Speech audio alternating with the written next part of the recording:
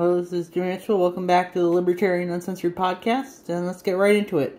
First, we have a little left-right unity post by Andrew Quaxon, and they said, in the end of the day, we're all against authoritarianism. We draw the lines on what is to authoritarianism, what the best authoritarianism may differ. The laws have the same ideals. I'd agree with that, yeah, we always try and separate ourselves, but, I think we all definitely kind of have the same ideals, and, each of us has a different definition of liberty, I would say, but, everyone definitely I would say, supports liberty, regardless of what definitions we have for it, I think, yeah. So, yeah, next we have,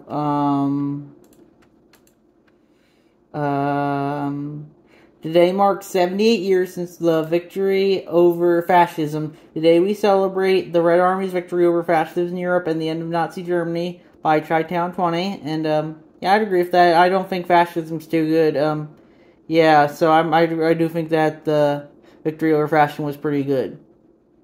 I don't really like communism either, but that's, that kind of stayed for a while with the Red Army being there, but I'm just glad we could beat fascism too, at the very least, I guess.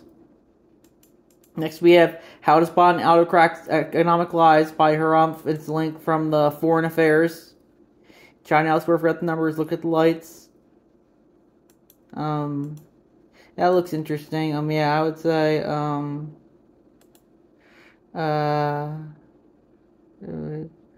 yeah, Chinese local officials were state on economic growth in their jurisdictions with central authorities then weigh in decisions over to promote those same local officials. Yeah, so I think, I would say a lot of the economy is lies, I would say. Not just China and all, pretty much everywhere, especially everywhere there's fiat currency, I would say that's a lie. I'd say the concept of the economy itself is kind of a lie, because, it's just trying to quantify things through a perspective of a purely monetary perspective, and I don't think you should look at things like that. I think you need to look at things through the lens of both monetary, more so a social perspective than a monetary perspective, I would say. So that's what I would say on the issue. Next we have Republicans aren't anarchists whatsoever from Brad Palumbo on Twitter, and I posted that, and it's a link to a we retweeted a David Hogg tweet who says Republicans are not the party of law and order, they're the party of anarchy. Anarchy is not freedom. Yeah, I would say David Hogg is a pretty big idiot. Yeah, so, yeah, I want whatever drugs he's on. Yeah. Computer scientists who deleted Clinton emails may have asked Reddit for tips from U.S. News from 2016. Yeah, I saw that. I saw this on Reddit for today. And I said, it's crazy that Reddit has allowed a lot of people like that posting in addition to letting Ghislaine Maxwell mod a major subreddit. And I said, if one of Nixon's lackeys posted that he wanted to find a way to cover Watergate break-in, I think that would be crazy too. And that's essentially what this is. I think this is crazy how Reddit, how all these kind of DNC assets seem to be on it. And that's why I think it's interesting for when it comes to controlling narrative. Because, I think the DNC clearly has a lot of invested into it. And that's why you see a lot of the DNC propaganda on there. Same with, I think, the CCP and NATO. I think they're pretty invested into it too. That's why I said I saw this article a while ago that one of the brains of NATO was one of the heads of policy at Reddit, and that's important to remember. One of the former brains of NATO. I think her name was Jessica Ashley or something. Yeah. So next we have George Santos charged with crimes including money laundering, theft of public funds from the Washington Post by Ninja Lover. And I'd say that's interesting because, normally they don't charge any sitting representatives or anything, so I think that's interesting. I hope they charge everyone else now with something, but I doubt it. George Santos is probably the exception rather than the norm, I would say. Next we have Florida lawmakers want to use radioactive material to pave roads from NPR.org, and that's by Flimsy Al 5563. And yeah, I think this material isn't as radioactive as as I think that's kind of just a narrative thing, but I don't think it's as radioactive as they say it is. But yeah, I definitely don't think it's too good to pave the roads with, because it could have side effects. But yeah, I don't think it's as radioactive as they say it is. Yeah. Next we have DeSantis' new anti-woke law raises legal questions for banks in Florida from the Tampa Bay Business Journal by Ninja Lover. And I think that's interesting. The thing is, let's see, yeah, I think, a lot of the thing, so it's the law is HB free, grants Florida Chief Financial Officer Jimmy Patronis enforcement authority over banks and financial institutions, sets legal penalties for those that discriminate against customers based on political and social beliefs. I think that's too authoritarian. I personally don't think people should discriminate, but I don't think discrimination should be enforced by the state. That's why I really don't care for the other way as well, like all the DEI the federal government tries to force on businesses as well. I don't care for that either. So that's why I think on the issue. Next we have James McMurdy plays Nashville show in drag, protesting Tennessee law by Pitchfork from Pitchfork.com by Ninja Lover. And I think that's good. I think people should be able to protest whatever they want. Yeah, I think his song Leveland was always pretty good. I don't really know too much else about him. Yeah, so I think that's good. People should protest as long as they don't violate the NAP. And I don't think that's a NAP violation, so I think they should be free to protest like that. Next we have, when the employee of a lobbying firm leaves to start working in government, the firm experiences a 36% revenue increase. This is because the lobbying firms are able to present those government connections as a premium service to existing clients. From NowPublishers.com by Muvhuggin Inc. I said, not surprising, the line between private enterprise and government is nearly non-existent, so I think that's important to note, That's why you can just have all this corruption. And they never get anyone for corruption except for George Santos, apparently. Next we have how mass immigration stopped American socialism by Ruin My Circle jerk from Reason.com. And yeah, it looks at real. Yeah, I definitely think the immigration. I personally am for open borders and just having the welfare state abolished. But the thing is, I think the thing is we need to let immigrants in. But it's important that it does have side effects, as this article notes. So next we have trans minors protected from parents under Washington law from ABC News, and I posted that. And yeah, I'd say Washington, Minnesota seems to be in competition to see who can be anti-Florida more. And yeah, so it's interesting how the people say, oh, you can't just have the kids take away parents for transing kids, like in Florida. Now they say, oh, you can't have them take away kids if they don't trans the kids. I guess each side uses the child abuse argument, but that just goes to show you what you can whatever's labeled as child abuse is ultimately subjective in a lot of senses. It seems like everything, definitions are always subject to whoever controls the definitions, the labels. So, I think if you want to think either of them is child abuse, you should be able to do so, and if you want to resist either of them, you should be able to do so. That's my fault in the issue. I personally am thinking the gender-affirming care for kids is kind of, especially the surgeries and the hormones, are probably, I would lean toward that being child abuse, but, think for yourself. If you don't want to think that's child abuse, you shouldn't be forced to think that's child abuse. So, yeah, it's my fault in the issue.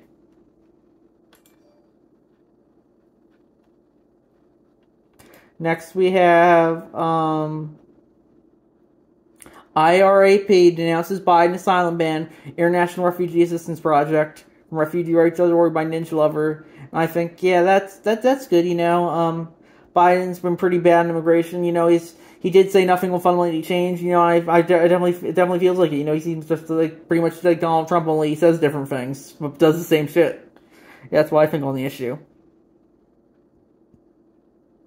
Next we have, new footage proves Marine tried to save Jordan Neely's life. Passengers complimented him. Tim Cast IRL on YouTube by Vertice. And, yeah, I think that's, interesting. I do think the Jordan Neely thing is unfortunate, but, I guess, you could look at it in good faith. They did try and put him in a position, I think, kind of upright, but, I do think he did. The guy the Marine who did it was kind of tough on him, but, I think, it's important to remember that they're trying to really push a narrative from this rather than anything else. Nothing will change. It's just, there'll still be crazy people on subways, and it'll probably happen again, so, and the media will push that again, so, yeah, that's what will happen. But yeah, I do think the Marine probably did act with the best of intentions, but sometimes that isn't okay. Sometimes the best of intentions doesn't always equal the best results. Next, we have Florida Governor Ron DeSantis on the dangers of a central bank digital currency from John Stossel on YouTube, and I posted that, and I said, what did I say? DeSantis has a lot of problems, especially if his time advocating for foreign intervention in the House is anything to go by, and his current writing of the anti-woke wave for publicity, but this is one thread he's 100% correct on. I think we are probably going to end up get it regardless, though, even if DeSantis is the president. Because, I think the CBDC, it doesn't really matter who's in the White House, they're going to push it regardless. At this point, the president's pretty much a figurehead, and even if DeSantis says he's not going to do it, he'll sign off on it, I think. That's the thing, we're going to get a social credit system, you're not going to be allowed to question the government anymore, and I don't know if hopefully that's why I believe in expressing myself now, because I don't know if that's not something that's guaranteed, and that's important to remember. A Libertarian themed forum by Valley Eliminators next. They said they have founded a new forum because the best way community of libertarians is on Reddit and Discord, but neither platforms respect your privacy. You're bound for the terms and both fairly toxic. I'd agree with that. So, yeah, but I definitely think, the centralization is probably, good, but I definitely think that any platform that centralizes on is probably going to have authoritarian policy like Reddit, Discord, Twitter, Facebook, etc., etc. So I think that's important to remember. That's why I probably won't join this forum, because, I think, it's just going out of, like how many forums do you have to join, because it feels like we have like 50,000 different forums at this point, so that's why I think you see kind of cluster around like certain websites like Facebook, Reddit, Twitter, etc., etc. So because the people don't want to go on like 50,000 websites. People like centralization. That's why it's hard to decentralize things.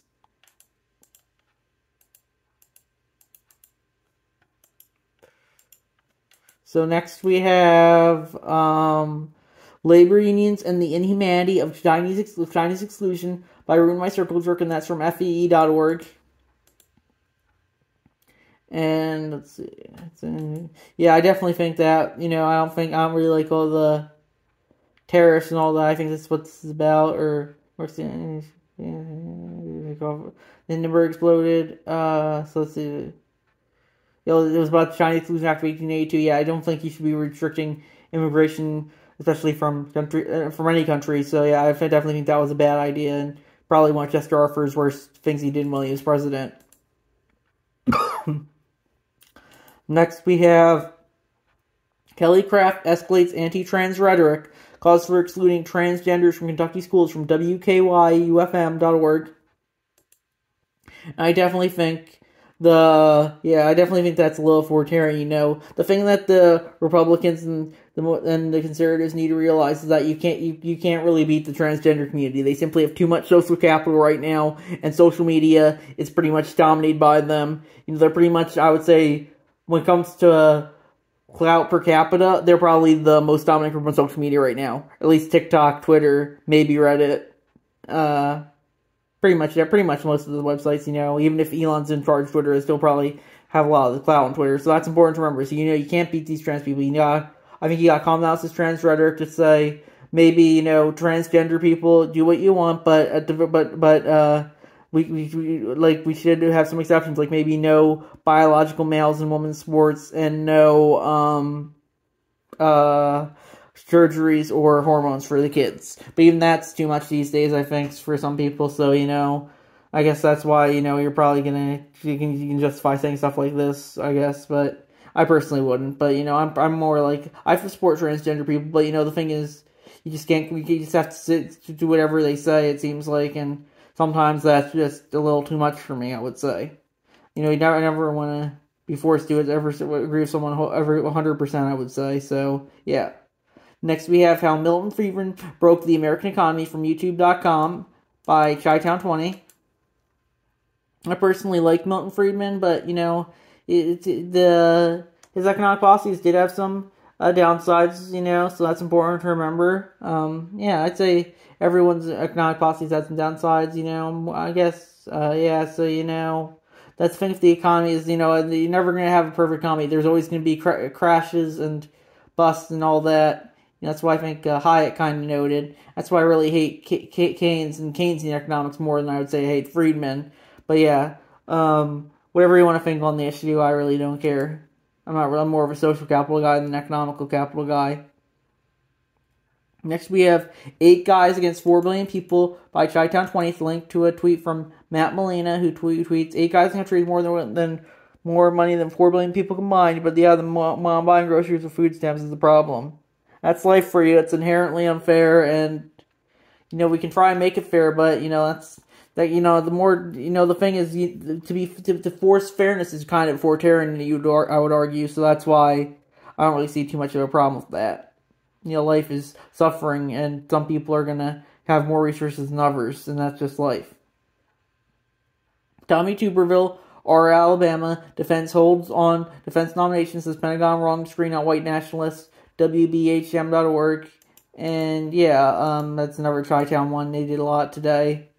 I don't think the military has any room to screen out anyone at this point, because, 80% of people, including me, because I take medications to focus, can't join, so, they pretty much have nothing to screen out. Even then, the white nationalists, the actual white nationalists are probably too obese to join anyway, so I don't think it matters too much, But, I get it sounds bad, but, they pretty much label anyone at all who questions the official DNC narrative of white nationalists at this point, even if they're not white, so, I guess it really doesn't matter too much anymore, I would say.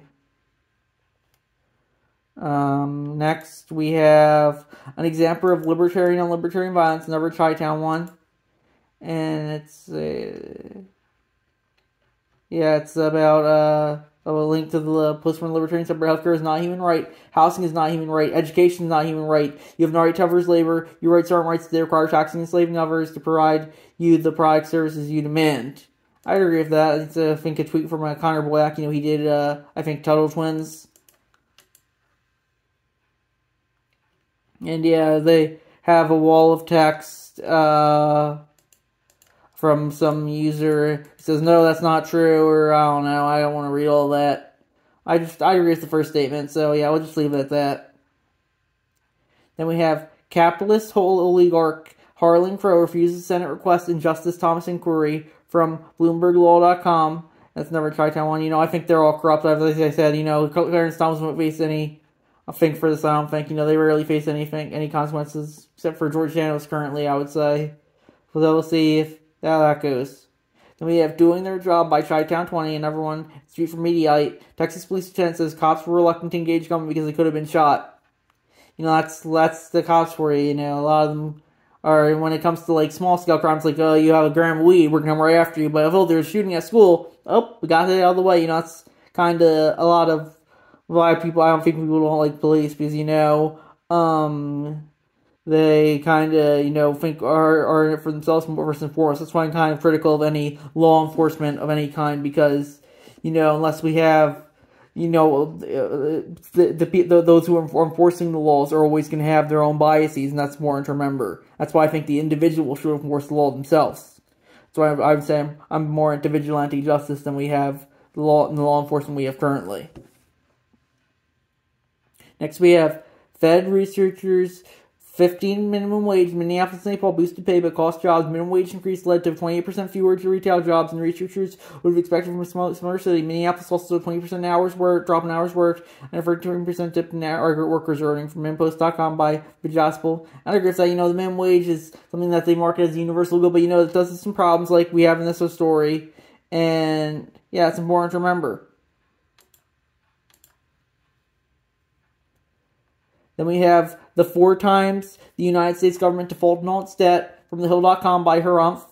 And it looks like we might get a 5th time soon. The 4 times were 1862 during the Civil War, 1933 during the Great Depression, 1968, and 1971 during the the collapse of the gold standard. So, it's not looking too good, but we'll see what happens. Then we have Clarence Thomas reverse position after Gibson family payments, capitalist corruption at the highest levels from levernews.com by Chi-Town. And, I agree with that. The corruption isn't just the capitalist thing, I would say, though. It's kind of a human thing to to be a human is to almost inherently be corrupt. That's kind of why Christianity sells so well, because we kind of realize we are corrupt and we need to find someone to save us from sin. So that's why I think on the issue. Next we have Joseph Cerner, 19, of Port Charlotte, has been charged with 2 counts of luring a child under 12, and it's never Chi-Town 1, and he apparently posted something pro-Trump on social media, so yeah, it doesn't really, he always tries to have they're all on the right, all the pedophiles are on the right, but you got some pedophiles on the left too. I think there's bad faith actors on both sides, as I've said many times before. I'm almost finished now. The Trump verdict proves Republicans never cared about protecting women in changing rooms. Mike Pence called the sexual assault verdict a distraction as he focuses his attacks on trans people from LGBTQNation.com. And it's never Chi-Town 1. Did a lot today. It's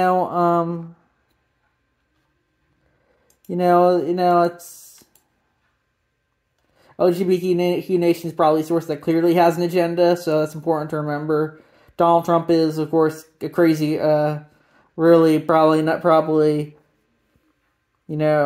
the nicest guy. I believe he did something that was probably sexual, could be considered sexual assault. He says witch hunt, but they're probably, if you're a politician, you probably did something that's considered sexual assault at one point, I would say. Especially if you're as high ranking as the president. Remember Monica Lewinsky and Bill Clinton. That's important to remember. So, it's just they're pushing the narrative here, and that's important to remember. Yeah, they don't really care about it. I would agree they don't really care about protecting anyone, I would say, but it's not because it's the narrative more. It's more so because of it's just they just care more about themselves first and foremost. Next, we have Facebook incredibly is censoring our report on censorship from Matt Taibbi on Twitter, and I posted that. I said, if all reports on censorship are censored, I guess there is no censorship. Sarcasm. That's the thing. Now everything's going to be censored. We won't even know that there's going to be censorship soon, I would say, with those stories like that coming out.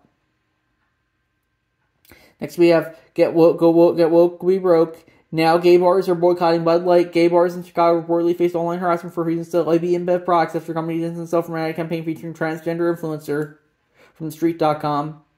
And yeah, I said, you're either with us or against us is very much the rule these days. This person's authority over us is exactly as legitimate as the rest of them by Scott Orton's a picture of Dianne Feinstein in her wheelchair.